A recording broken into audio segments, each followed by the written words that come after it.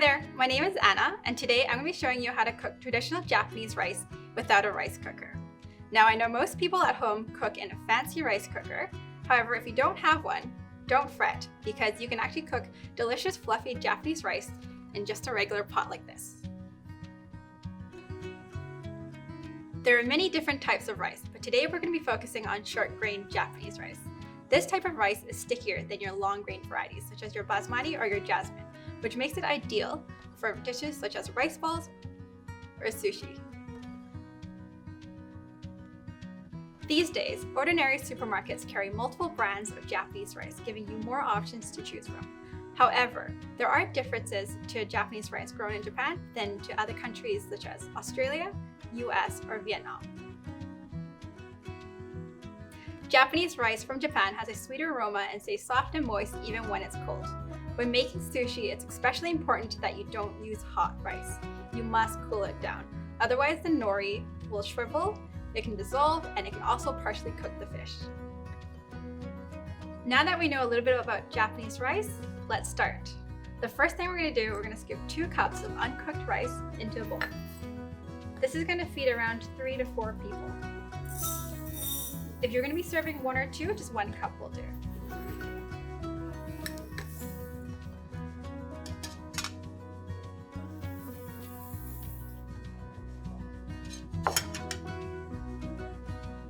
Now we're going to wash the rice. I recommend that you rinse it only 2 to 3 times. Any more than that and you can lose nutrients and the umami flavor.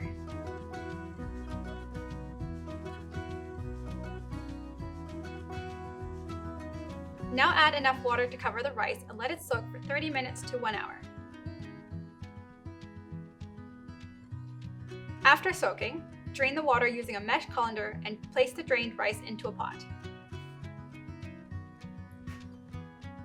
Since we have 2 cups of rice, we will be adding 2 cups of water. The ratio of water to rice is always 1 to 1. So if you decide to add another cup of rice, you will need 3 cups of water. Now turn the heat on high and bring it to a boil. Once the water starts to boil, you're going to want to stir the rice at the bottom with a cooking spoon or a rice scooper so that it doesn't stick to the bottom of the pan.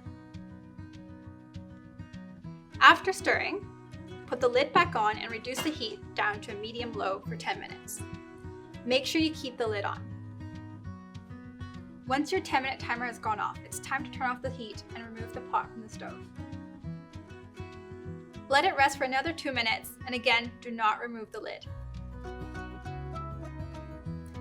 After letting the rice sit for 2 minutes, remove the lid and give it a good stir with your cooking spoon or your rice scooper.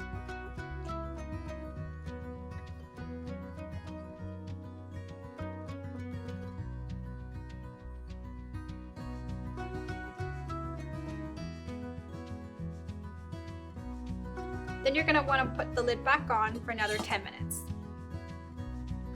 By doing this, you allow the rice to absorb the excess water and become even fluffier.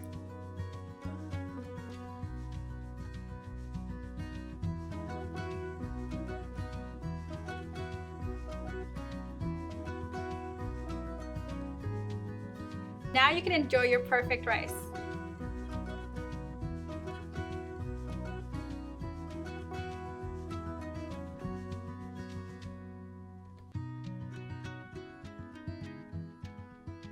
With this Japanese rice, you can enjoy typical Japanese meals such as sushi, bento, and rice balls.